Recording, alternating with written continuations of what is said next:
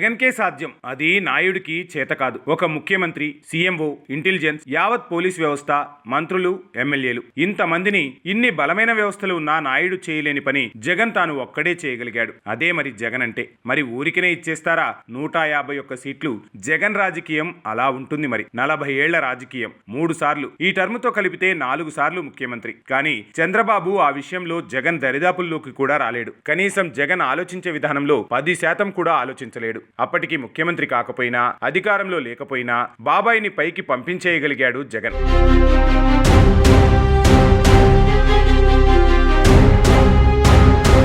ఇది నేను అంటున్న మాట కాదు. సాక్షాత్తు అసెంబ్లీలో మన ప్రస్తుత ముఖ్యమంత్రి నాయుడు వివరించిన లెక్క.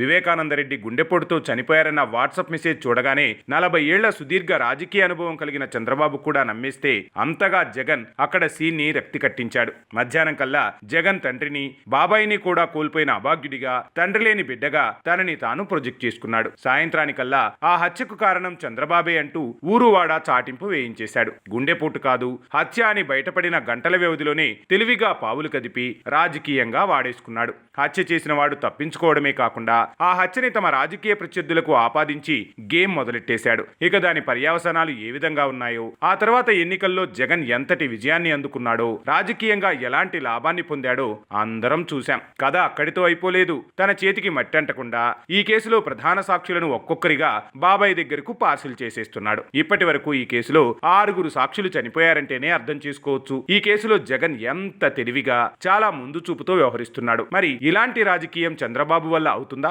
ఇలాంటి హత్యా రాజకీయాలు చంద్రబాబు చేయగలడా? అంతెందుకు, తండ్రి చావును అడ్డం పెట్టుకుని పార్టీ పెట్టి సింపతితో సీఎం కుర్చీ ఎక్కేసిన జగన్ లాంటి అవకాశవాద రాజకీయం నాయుడికి సాధ్యమా?